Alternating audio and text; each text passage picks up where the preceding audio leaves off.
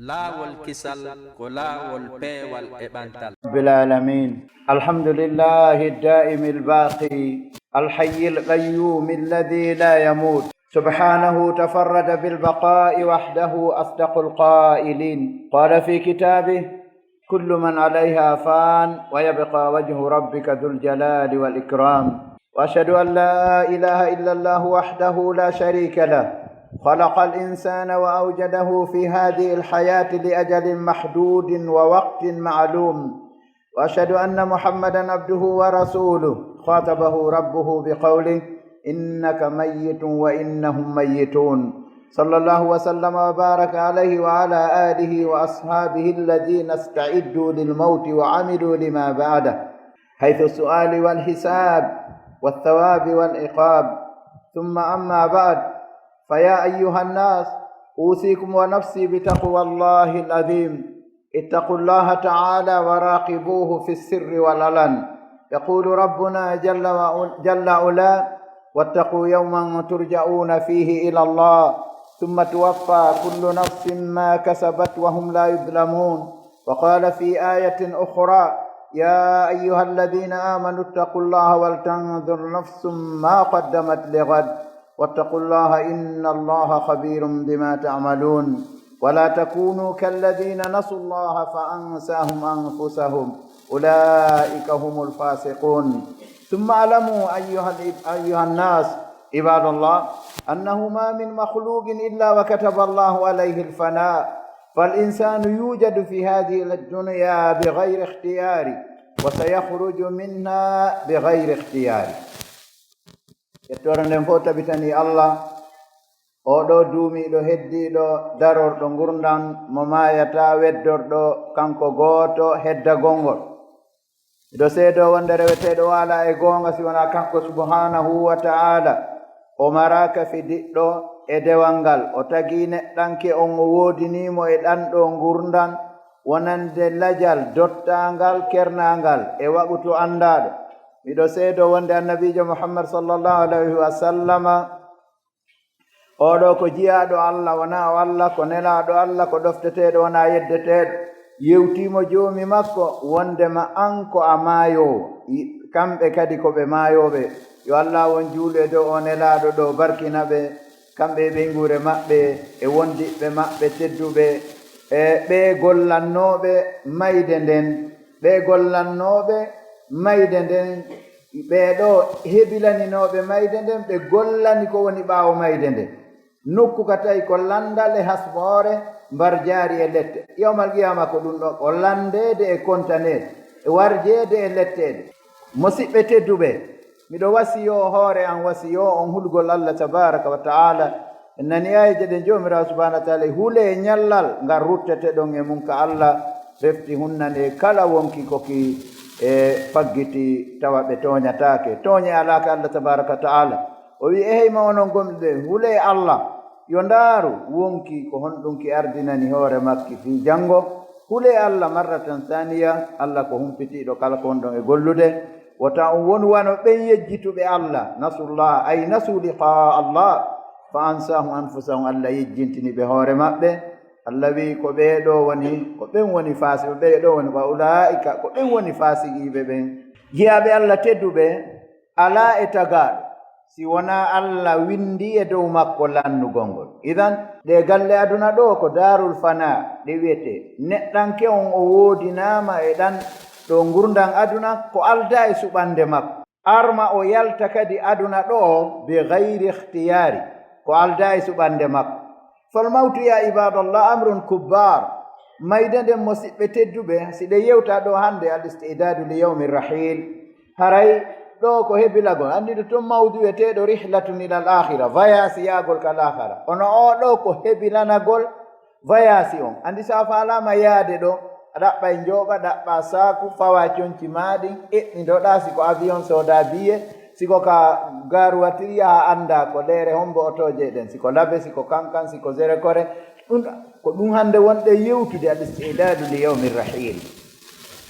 Mayde ndem jiyaɓe Allah ko fi'ake mawnuɗo. Wa ka'sun bayna nnasi yudar. Mayde nden ko weeru hakkunde yimɓe ɓen himo yiilo. ɓe inni tasuuqu ilayhi yadul aqdar hino sogga oɗo weeru faade e mayde nden ko wiyete kon jungo koddoruyeji ɗin won jomirawo subhanahu wa ta'ala wa yahruju bi sahibihi mayde nde yaltida e joom mayre masalan e maayo o imma ila aljannati aw innar ko ɗi kartiyeji ɗiɗi woni yawma alqiyama imma ka aljanna ma ka yite innahu no mayde nden hadimul ladat ko nde muncore mbele nduruji wa mufarriqul jama'at ko nde sendoje jamaji ɗin wa mughayibul ahbab ko nde wirnore yiɓɓe ɓen wa muudi ajsama turaba ila yawmin hisab mayde nden nde waɗay ɓalli ɗin stock ɓalli ɗin ka ɓalli ɗin maroto ɗon koye mbullaari ɗin ha ñande yawmal qiyama al abdul mu'min jiyaɗo gomɗinɗo on yastarihu min nasabi duniya oɗo si o maayi o fowtoto immorde tampere aduna wal abdul fajir neɗɗo mami jiyaɗo bonɗo on yastarihu minhu l ibad wal bilad walshajar waddawab fowtoto e makko kadi ko kadi si o maayi si neɗɗo bandijo maayiɗo taw jiyaɓe allah ɓen fowtoto e makko leydi ndin fowto e makko leɗɗe ɗen fowto e makko daabeji ɗin fowto e makko hino hadise on yeeso men ni an abi saydin al khudri radiallahu anhu qala rasulullahi sallallahu alaihi wa sallam e gama e sahabajo mo nanɗo mum ɗo o wi ida wudiat il janazat o maaki nelaɗo allah maaki si tawi fure on wallinama fahtamala arrijalu ala anaqihim worɓe ɓen rondike fure on ka daaɗe maɓɓe bi mana goto kala nayo o ƴetti koyngal balangaru mum waɗi ɗo ya kadi waɗi ɗo ɓe nayo ɗiɗo yeeso ɗiɗo ɓaawo fa in kanat saliha si tawi fure on ko moƴƴo qalat en qaddimuni wa in kanat gayra saliha o wowla ko arata ɗo si tawi ko moƴƴo o wiya naɓelan hittine naɓugolal ngol si tawi wa in kana gayra salihatin si tawi na o moƴƴo qalat li ahliha o wiyana yimɓe makko ɓen kanko yimɓe fure on ya waylaha e bone oɗo fure ayna tadhabuna biha ko on to wonɗon naɓude oɗo fure waɗi sa yahi ka a gollaɗi an tigiɗa andi a na teddungal tawata ɗum ay ka aduna ɗo si a yahi ɗo ɗaɓɓere koyɓɗa kon fof a ñaami a bonni to arti a mara cuurum a mara oton a mara terenu a mara ɓeygu a mara fos si a tippike ka aéroport ɗo an haray a jogaki moose a jogaki welo artugol ma ɗo noon no gasa goɗɗo no wawma wernude no wawma wallude amma no yawmal qiyama sa a perdi ko perere heɓɓitagol wo ala ɗum waɗi haray seede heɓɓitagol ala perduɗo yawmal qiyama wo o yeloto artugol aduna yeliɗo noon artugol aduna wo haray lahara weliro yaalimo andi no woodi wiyoɓe qala rabbi irji'uni la'alli amalu salihan fima tarak allah wiya kalla ɓe inni ɓawa so wi ayna tadhabuna biha ko honto wonɗon e naɓude o fure yasma'u sawtaha kullu shay'in illa al insana nana hito oɗo kala hunde si wona neɗɗanke walaw sami'a al insanu la sa'iqa hada alhadis rawahu al-bukhari fi sahih si tenno neɗɗanke on nanino hito o fure bonɗo ɗo hito makko ngon o faɗɗeteno imamu al-bukhari filli hadis on andi jungo shaykh albani alaɗo inna an-nas في هذه الدنيا على ضربين مختلفين أي على قسمين مختلفتين بيدو يهولي وندما يمبي بين فاب أدونا دو كوبيتي دي بات لوتو نيرد بينهما شميت بن عجلان رحمه الله أو غاندو ويتي شميت بن عجلان وبانغيني بيتي دي دو إني الناس رجلان ورب يمبي بين فاب كو ورب دي دو ونا ويدو عندا haray hiɗen ɓuri ɗiɗo ko bimanawa ko nooneji ɗiɗi yimɓe ɓen fof ko worɓe ɗiɗo fa mutazawijun min adduniya wa mutana'imun fiha imma arɗo ɗo ɗaɓɓi njooɓa o mari haqqille timmuɗe imma arɗo ɗo no nemino no doga ɓaawo aduna ko tafe ɓaawo lanni yeyi ɗo konnguɗi karamokoɓe feƴƴinoɓe moƴƴuɓe waɓe imamu shafii rahimahullah ɓeɗo ko jeyaɓe ahlul bayti arana ko woɓɓe aaƴotoɗo ko ahlul bayti jeyano yenna sahabaɓe nelaɗo allah haray kono o yiyoya joni ko honno o ɗo nde yano ndaroygol mo kanko musani en ɗum ɗo bindi ɗin ko yeeso mon wona e jangede joni noon o wi ko imma ɗaɓɓuɗo njooɓa ɗo iwdi e mum yaadi laakara ma arɗo ɗo nemini haa acci ɗo aduna a arno tawɗa ɗo neminama neminoɗa ber ko wurɗa kon acca kadi woɓɓe iwtiroya ɓaawo nemino jon noon fanzur ayyu rajulayni an oɗo neɗɗo ndaaru ko hombo e ɓeeɗo worɓe ɗiɗo fa mutazawidun minha aw yani mutana'imun fiha ko yooɓiiɗo immorde ka aduna ɗo ko tawroya Allah janngo yawmal qiya walla ko arɗo ɗo jokki ɓaawo ko lannata jogaa ɓaawo aduna jogi ka nge fuɗi haa nge muti ko fii no aduna tun an on haajuma ala si a moni moƴƴo ko heɓanta Allah ko julɗe ɗen joyi ibnul qayyim o wi aljahilu neɗɗo majjuɗo la yu'addu min muqimi salat wala lahu yu'addu min almusallin mo wawi kontede juuɗo min nami haali ko ibnul qayyim o talibajo cheikhul islam ibne taymiya haray noon o wi kanko sumayt o wi a ndaaru ko hombo e ɓeeɗo worɓe ɗiɗo wonɗa innino min araka tuhibbu tula albaqa'i fi dunia min miɗo yiya an o neɗɗo ɗo o hiɗa yiɗi ko wiyete kon juutugol heddagol e oɗo aduna a yahi mawɗo nayejo ɓurata hulde mayi kasen yaha ñawdoyo sénégal maroc tunisie yani on indete maɗum afrique du sud maɗum bangkok ma kala ka feere mum hatti wo joni no hiɗa yiɗi juutugol heddagol ɗo fadi ayi shay'in tuhibbu ko honɗum e hunde yiɗirɗa heddagol aduna ɗo hal tuhibbuhu li tuti allaha wa tuhsina ibadata ene ko yiɗiri juutugol heddagol ɗo fiya ɗofto Allah moƴƴina dewal makko ngal wa tatagarraba ilayhi bi amarin saliha ɓattora Allah golleji moƴƴi fatuba laka haray ɗon laaɓal wonanima moƴƴere wonanima si tawi ko ɗum ɗo faaliraɗa heddagol ɗo an li taakula wa tashraba wa talhuwa wa tal'aba wa tajma addunia 5 ashiya amma si tawi ko yiɗirɗa heddagol aduna ɗo hina ɗoftagol Allah wona moƴƴingol dewal wona ɓattorgol Allah golleji moƴƴi ɗon ko tati ɗin ɗon haray fa tubala amma siko fiya ñaamo yara puyɗa fija hawtita ino probléme aduna a mooɓay haa gayna wi sikka a heɓi foppo henndu ara naɓa kadi uɗɗitoɗa ko ni wonɗa e jogude ɗon haa jooni noon ɓe inna baqiyatil a'maru wa ɓe inna kan honnade faniyatil a'mar wa baqiyatil awzar musiba joni noon gurdanji ɗin lanni bakkatuji ɗin heddike ko honno watta yani faniyatil a'mar wa baqiyatil awzar joni ka Allah no feewa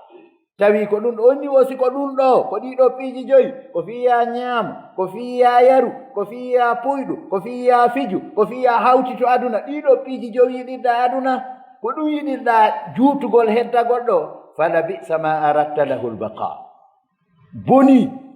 haray ko fandorɗa heddagol ɗo heɗoɗen ɓe karamakoɓe mo kala no yewta fi oɗo aduna yaqulu umar bne abdulaziz rahimahullah oɗo wi law faraga dicru lmawti qalbi sa'atan la fasad sinno o juutinaligo o wi sinno jantagol anditugol fi mayde nden seeri ɓernde ande leere gooto la fasada waddilam mutawatta lil qasr wallahi ɓernde nden bone heɗoɗen imamul musani no yahi ndaroygol imamu shafii ɓe nawnare nde ɓe feƴƴinoymo wa qala almusani rahimahullah dakhaltu ala alimami lshafiiyi fi illatihi illati mata fiha mi naatuno e dow imamu shafii e nawnare nde o mayno e mum nden mi tawi oɗo immatako ɗo fa ɓultu wi'umi kanko musanimo sifanade o wi'umi kayfa asbahta ya imam ko honno weetirɗa qala asbahtu min addunya rahila والإخوان مفارقا ولكأس المنية شاربا ولسوء عملي ملاقيا وعلى الله واردا piiji joyi o inni hannde mi weetidi e piiji joyi go'o on taw min mi vayasa woni immorde wa min adduniya rahila mi vayasa immorde aduna ɗo siɓɓe am ɓen wal ihwani mo fa mi serta e siɓɓe am ɓe woni ɗiɗi weeru mayde on wali kasil maniyati shariba hannde mi yariray weeru mayde on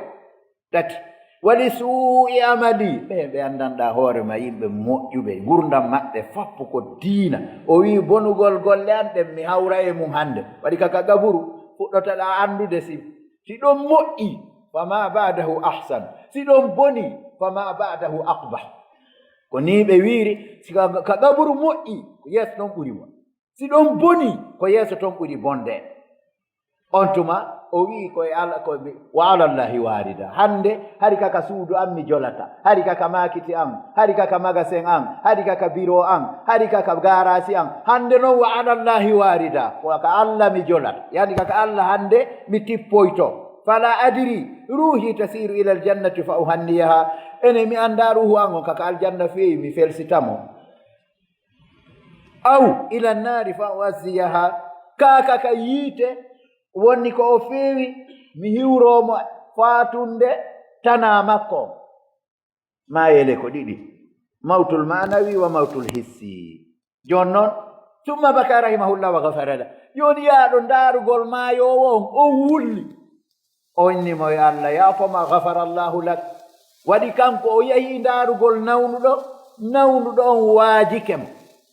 jentoɗen ɗo kadi khalifatu Abdulmalik ibn Marwana fi maradi mawtihi nawnare nde o maayuno e mun an ko wonna yewtude ɗo ko al istidadu li yawmi rahim tawi mo waalino ka jolti tawi hannde kadi henndu hewtatama ɗo o inni irfa'uni fa rafa'u hatta shamma al hawa o wi townelan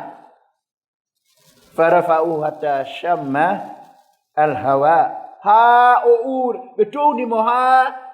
henndu ɓuuɓundu wifimo o uura ko wiyete kon henndu ɓunnundu wagala wiya duniya ko an yo aduna ka wesi ko labira ka wesi ko weliriwa ma kono o inni inna tawilaka la qasir tabitino ko juuti e ma jako ko raɓɓiɗi wa inna kathiraka la haqir jaka ko fanɗi e ma ko ɗuuɗi e ma ko hay wa in kunna bika la fi ghurur jaka hari menen men hoditorima an aduna wa ihwani jiddu qad subihtum ko ono yoɓa siɓɓe an tinne on adama wasta'iddu faqad luhiqtum onni préparé de on hewtama wanduru bimada min alhawa ta'allaqtum ndaron e beleɗe ko yowitiɗon e mum wala taghfulu amma lahu khuliqtum wota on weltinde ko tagira ɗum fiimum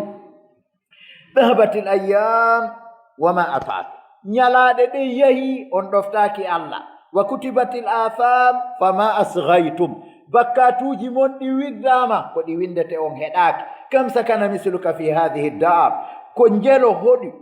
ko njelo ma wiyen ɗuuɗi sifa ma ko hoɗuno e ɗeɗo galle fahama almawtu hawla himahu wa dar mayde nden wongi eyi takkotonge maɓɓe ɗen nde yiili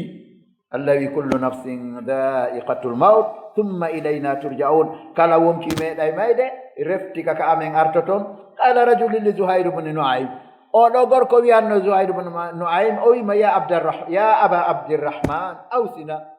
ko ayu aba abdirrahman wasiyo men qala ihdar an ya'khudaka allah wa anta la ghafar o ɗuɗɗinaadi o wi rentoɗe nde allah nangay ma tawa hiɗa e welsugo hande noon mo kala men yo ndaaru ko jantoto inde allah kon e ko puyɗata kon ko ɗanoto kon e ko juulata kon yani ko ñamata kon e ko hoorata kon ko ittata sadaka kon e ko marata kon ko jangata kon e ko wowlata kon ko honɗum ɓuri ɗuɗude to min kala yahsibu ala nafsihi fa billahi alayka akhi o wi mi wondiri allah e dow ma hal tafakkarta yawman wa anta tahruju fi saba wa annaka lan tarji'a ila baytika marratan thani wa mijitike ñalande wotere ndeɗa yalta ɓaynen ɗo fop ina madina ɗo hoɗo e ngar goɗɗo me gala ko yaltata fi atabati babihi kadamal kippal dama ami suudu makko o mijitike onna enele mi sikkami yiltitoto mi artata ɗo hal tafakkarta anna hadha alyawma huwa akhiru yawmin laka fi lhaya ma wiya ene nde ñalande juma ɗo ko nde woni sakkitode ñalande aduna ko ɗum waɗi karama koɓe wi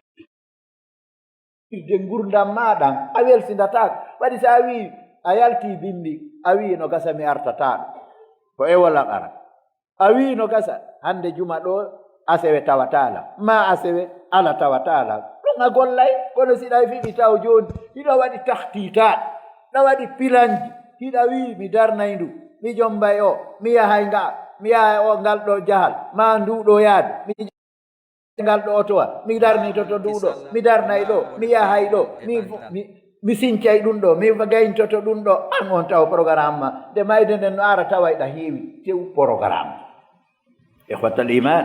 kafa bil mawti wa'idan wa zajira mayde yoni waaju e ko gufat neɗɗo on fatadhakkaru l mawta wa sakaratihi wal qabra wa dhulumat andite mayde nden e sulanɗe mayre muusendiji mayde wonta e sulandeji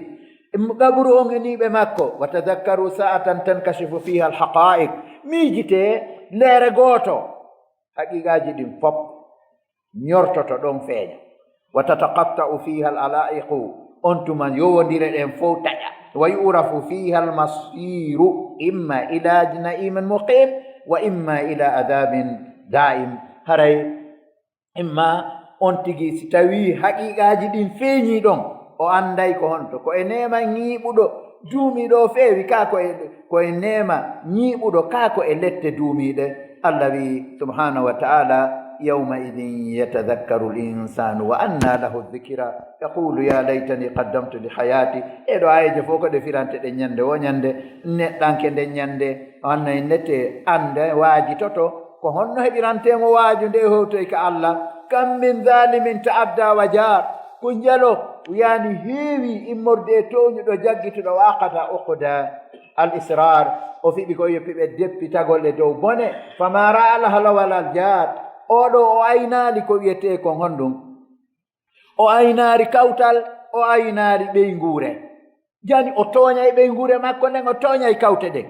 halla bihi l mawt faka annahu ma sar mayde nden tippi e makko a wiano allah wi fa tabiru ya ulil absar taske kono yo jomiraɓe haqqillaji par ce que guite ɗen ɗo ko giiɗe ɓernde ɗen kam min magrurin haraja min duniyahu bil kafan ko njelo hoditornoɓe ɗe aduna faminnoɓe ɗo no gurdi faminnoɓe ɗo no wakkili faminnoɓe hoditorɓe aduna ɓe yaltidaali aduna ɗo sina dolokke no wiye kasange fa duhiba bihi ila bayti l bala waddud o yaadi e o kasange kompule mo o ɓornatano ko ɓoppi li ko wonɗa patron wo ko wonɗa lanɗo wo ko jogiɗa keyeji wo ko wallinɗa compte banque ji wo ko jogiɗa terenji wo ko jogiɗa bitikaji wo ko jogiɗa jawle wo ko kompule perkane mo ala juuɗe mo ala jiifa yaadata yaada e o e suudu no wiye baytul bala suudu hiɗɗugol ko tongi kala ko waɗa e nder mayru ko tongi hiɗɗude ko wongol 24 so a si goɗɗo wallinama e gabru ma a yahi ɗum bimbi nden ñande a sustande arde kala ko hiɗuno hiɗɗi go'o e gilɗi a duud joni noon ɓe inni rahimallahu man itabara wa ta'ahaba yo allah waɗu en jeeyaɓe ɗo ɓe inni yo allah yurme oɗo taskiɗo o heɓili ayna kathirul mal wa tawilul amal ko honto ɗuɗunoɓe jawdi ɓen ko honto oɗo ɗuɗunoɗo jawdi ɓurnoɗo jogade jawdi on ɓurnoɗo juutude yela on probléme ji makko ɗin joni programme ji makko ɗin feƴƴilagine ɗo to wiyete tuulul amal ama hala kullun fi lahadihi ma laman o juutunoɗo yelaji ɗuɗunoɗo jawdi miskino on ene goto kala weddodali e golle mum bala ayna man tana'ama fi qasri ko honto on nemininoɗo ka huɓeere mum dow alaysa kad nazala fi qabrihi o mayde nde yaha liwtoyamo dow toon taw addamo ha taw o tippotota ko étage ko atti o mayde waɗi sa nawni nawnare mayde ƴawgol étage yaray no sattanma nazala fi qabrihi ahin ko noon tigi woni law ta'lamu kayfa gada wa sa wo an neɗɗon sa andino no o dawi eno o wattiniri lagad sala fi lahadi sadidu gomɗi ili ka nder lahadi makko mbordi makko ndi wa bala fi lqabri jadidu hiɗɗi ka gaburu makko kesum makko wa hajarahu habibuhu wa wadidu kala giɗo makko kala weldunoɗe makko no jala e giɗo ma sonnaɓe maɓe no jeeya e ɓen ɓiɓɓe maɓe hambo e maɓɓe ƴettata saisire yaha ka gaburu inna hande baban tun ɓa ko kamɓe wo heɓilam men waalay ɗo ma rewɓe piiraynoɓe sonka ñaawidira fi ñalaaɗe goto yata ƴetta see hajarahul habibu wal wadud kala giɗo makko kala yani fowdu feri dogimo hande sa wallinama ɗo ka morgu si durgoji nin no ɗo goto susta yarde to ɓe suusatama sa maayi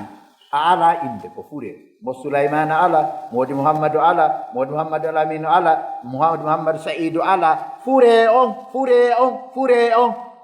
goto kadi suusatama goto susta yarde ka hurgoji takko ka morgo woni ayna tilkal majalisul aliya ko honto ɗin ɗon honnete ko wiyeten kon jooɗorɗe wanno ka jooɗete ka tuwi ayna tilkal isatu safiya ko honto ɗin gurdanji laaɓuɗi nguure laaɓuɗo filsideeriji no wono waɗa ko ɓunni yani wala onti ko woni yeyata to wo ko hoore goɗɗo kala ko ñaamete kala ko naftote wayna hiya ko honto ɗi hala wallahi bima sana o acci ɗi fof o weddodoyi e golle ma anqadahu nadamu wa ma nafa masakinu ahlil qubur ɓe inni nafaalimo nin seɗen nafaalimo honnete hay e hunde e ko o dandaalimo nin seɗen ɗe nafaalimo masakino ahlil quburi hoɗuɓe ɓen ka gaburuji hino kawtal maɓɓe andi yaɗi ka kawɗa kawtiri ɗo e muse ba muse so muse bari muse ɓeeɓe amma ton ko muse mbullaari tu wa an yaminihim turab no ka ñaame maɓɓe mbullaari wa an yasarihim turab no ka nane maɓɓe mbura wa an amamihim turab no yeeso maɓɓe mbullaari wa an khalfihim turab no ɓaawo maɓɓe mbur kanu ahla duri wal usul hari ɓe laatinoke ko yimɓe kuɓeeje wa saaru ahla turabi wal qubur jon ɓe woni yimɓe gaburuji kanu ahla nimati hari ɓe woni no yimɓe nemaji fa saaru ahla wahshati wal mihna ɓe wonti yimɓe wula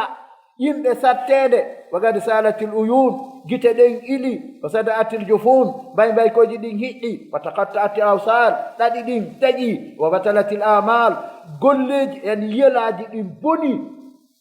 wa sara dahiku buka wonti jaleɗe ɗen wullandu wa sihhatu da'an kellal ngal wonti nawnare wal baqa'u fana'a heddagol ngol lannugol fama biyadihim illa albuka'u wal hasarat ala e juuɗe maɓɓe sinlandu e ninseji nafadatil a'mar wa baqiyatil awzar kama taqaddamna gurdanji ɗin lanni bakkatuji ɗin heddige fantabihu kam min ruqadin qabla radayani fantabihu min ruqadikum qabla rada fa hakaza ayyuha al ikhwa jonnon haray ko yen wattan hilla ayeje buhino ɗo أقول قولي هذا وأستغفر الله الذي لي ولكم فاستغفروه إنه هو الغفور الرحيم الحمد لله وكفى ثم الصلاة والسلام على من لا نبي بعده وأصلي وأسلم على خير خلق الله وأوصي نفسي وإياكم بتقوى الله عز وجل مسئتدو به هراي هنا آية يسو من دو باوغتوم هبي سبو كالاغول كلاول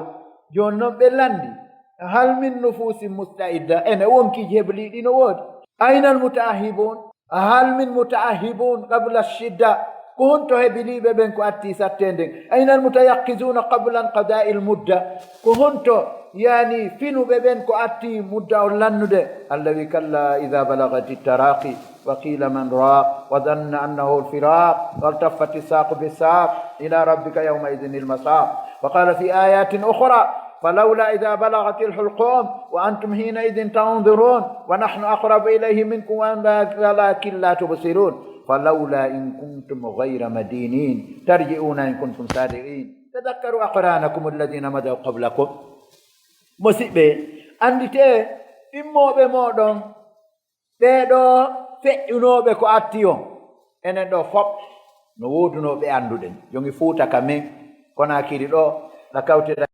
na woy ko alaji kaari wonnoɗo ko alaji kaari en wonnoɗo minen mi ƴetta misal kooloɓe hande buy no anduno ɗon ɓe andunoɗa ɗon buy hande sa yehi ko rewɓe fay ɓe tawata a tawata go fuɗɗi alaji Ismaila Ba Gongore en alaji Ibrahima komi markaz Cheikh Baylo Waare en waɓe ano alaji Umaru Bari Kuuru Bari en Cheikh Mouhamadou Wuri en koto Mouhamadou Gando en ko nanditata e ɓeeɗo ɓeeɗo ko ɓe wonɓe kooloma ɓe joni si awri wonirɓe Nasrullahi Konti, wonirɓe yani Symphonia Konti, wonirɓe Kobaya Konti, wonirɓe cimenterie Konti, a ndaaray tawa naam ɓe wondunoɗa buy yehi ko naɓi ɓe ko ŋaccatama. joni noon ko ndaareteɗo ko dogaynoɗa fi ko fii rewɓe e fii ɓiɓɓe e fii jawle. joni noon heɗoɗen battane ɗiɗo. kayfa tarammalat nisa'uhum, ko honno rewɓe maɓɓe ɓen heynori, wa tayattama awladuhum, ko honno ɓikkoye maɓɓe koye woniri alyatima, wa bussimat amwaluhum. musiba on ko woni ɗo ɓe inni jawdi tamayi accindi o gunmuhu ala gayri wa gurmuhu alay. moƴƴere mayri o wonani ɓe acciduɗa ɓe, bone kala ko ndi rondi ɓa ko an accindi hisa bonno e hoore ma janngo yawmal qiyama. rewɓe heynike, ɓikkoye fof woni alyatima, naɓama gokkoye ka bappa mum, goɗɗo ka soro mum, goɗɗum ka baabe mum mawɗo, goɗɗum ka yaaye mum, fof sendite waɗi addo dépense on yeehi. joni jawle ɗen kadi sende. wa halat minhum masajiduhum wa majalisuhum, kaɓe jooɗo rayno ka jandeji e ka juulirde, kaɓe jooɗotono ka juuliɗe maɓɓe ɗe yeewa ɗe,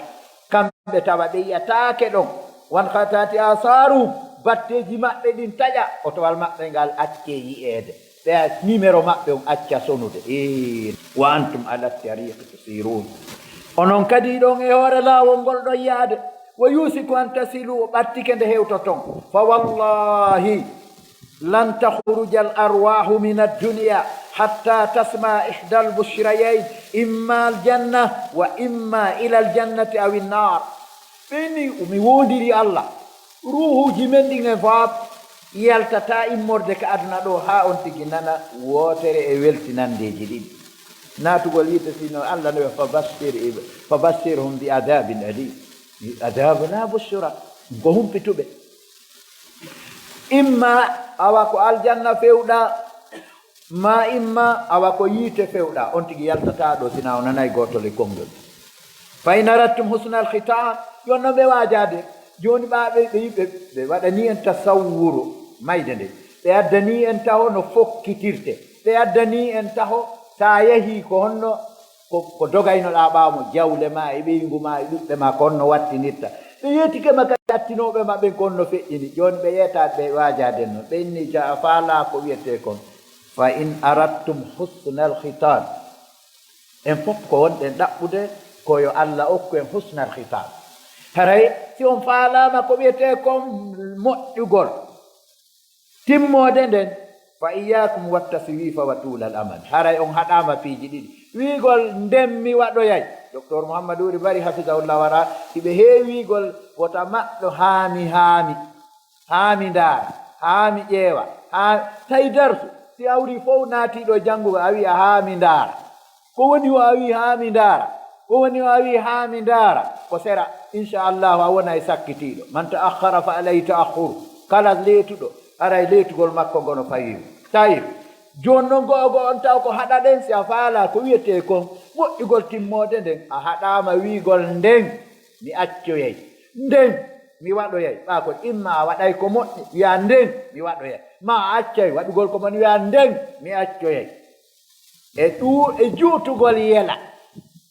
andi sa ƴetti taw gurdam maɗa fa waɗi yelaji. e holli kadi walzimul istiqamata wa ahsinul amala, ɓenni haray duumo ɗon e ko wiyete kon ñiiɓugol tabita moƴƴinon golle ɗen qabla an taqula nafsi ya hasrata ala ma farratu fi jambillah. musidɓe tedduɓe jiyaɓe Allah, nahanu lyawma fi duuri wal ɓusur, enen ɗo fof hande na e cate leɗɗe hoɗɗe, wona e ɓami, wona hono ndete e jooni, wallahi ko e kuɓeje hoɗuɗe, ko e galleji e kuɓeje. wa gadan sanakunu min sukkani lluhudi walqubur bila shak. janngo mi wi janngo wona asef, en wonoyay hoɗuɓe e lahadiji ɗi e gaburuji ɗin. wa wallahi la yubayyitanna ahaduna fi lqabri wahda, mi wondiri Allah ma goto e meɗen kañum tum waaloy ka gaburu mum o alda e goto. aslafna hada alkalam, en ardinino ɗum ɗo wiɗen si ɓeygu ma jaɓali yaade waalata ko ma jemma goto ɓiɓɓe ma ɓe accanɗa ko golluɗa ko fof galleji ɗin otoje ɗen tereji ɗin fof tawi honno nete ko honno nete ɓeɗo amma kan kawtalɓe ma e wiyoɓe no yiɗuma ɗum ko haala musidɓe tedduɓe hara en wattana hilla e telen ɗo ɓe inni wala yubasiranna turabu haddaka ma soccodir bullari ndin e kuupuru ma ndu waɗantenewdu kumisal waɗane sanke waɗane climatisel weƴƴite duubule ndu kuupuru mi wondiri Allah ma bullari ndi soccodir e ndu kuupuru ma ko ɓuri teddude e yeeso ma e ɓanndu ma ndun ko yeeso ma ngon wala yabqayanna rahina amali wallahi ma neɗɗo on wala yabqayanna rahina amali ma kanko tigi o heddoy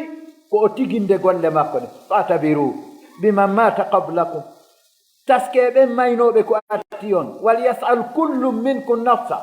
goto men kala yo lando hoore mum hal huwa rabin an haali ene on tigi no wela alhaali makko on ɗo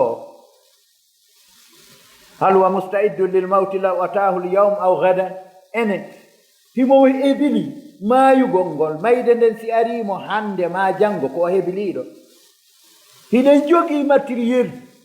ɗi gollay ko moƴƴi ɗi gollay ko boni heɗoɗen joni noon hebilaniɗo mayde nden law atahu l yawm aw gadan o jogitoto ɗi matériel ji ɗo alsunun tantiqul asama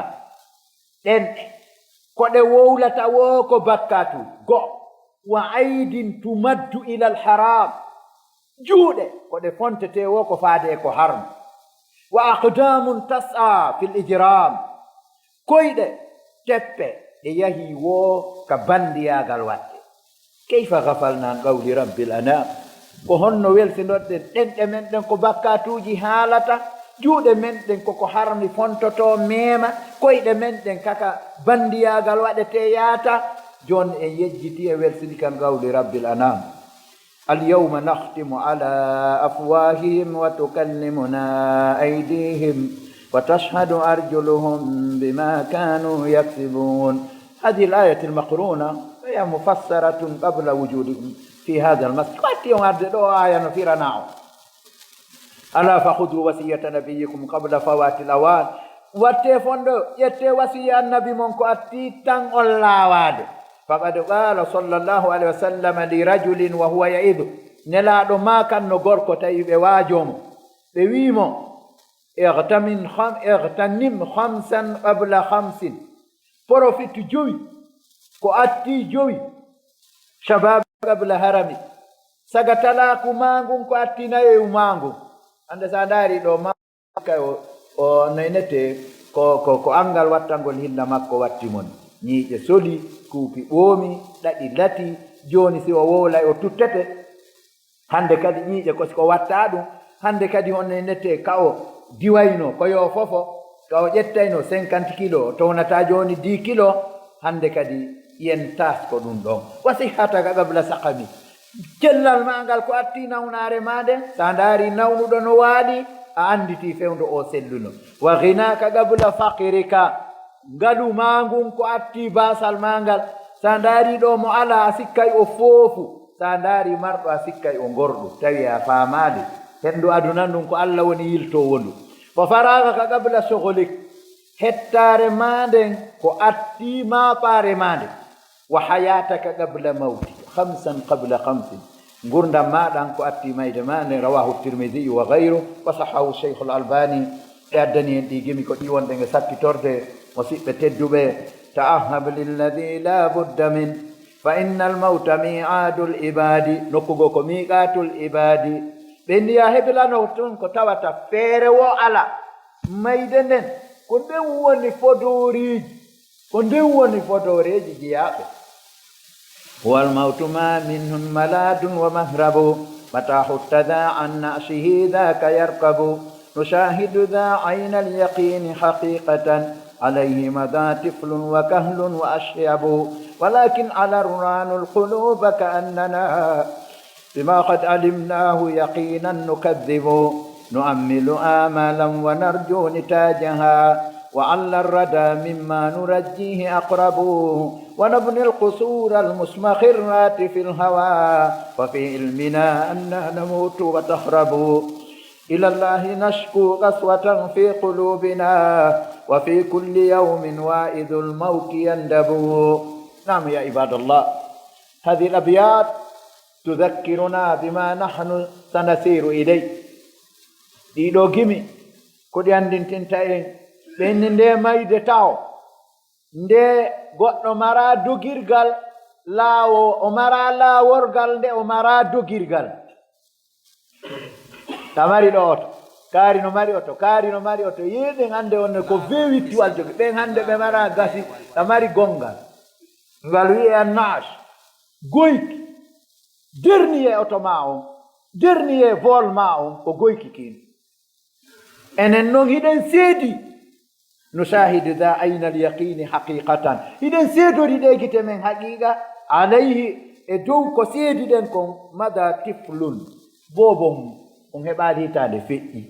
wa kahlun ƴaɗɗurmajo mo duuɓi 50 ha 49 wa ashyabu e furɗuɗo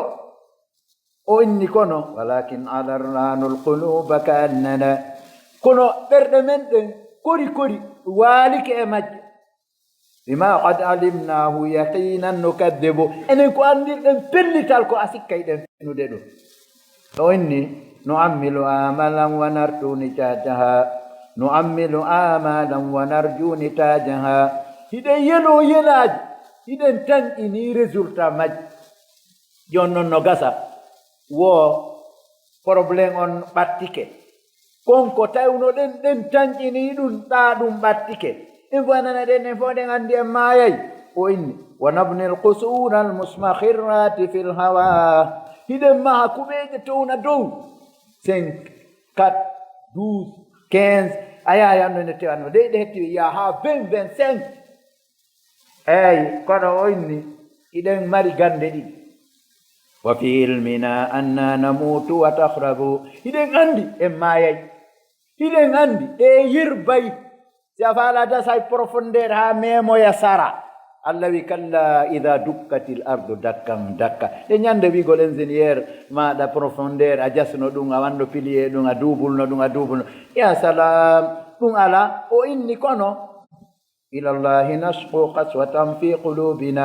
hande janngugol qur'ana wullinta e miijitagol fi mayde wullinta e furroygol go ayay ɗe yeey surrugol goɗɗo no nodda ka berɗe ton ɗimmo makko no wallinede ɓe inna adde huɗo adde haako.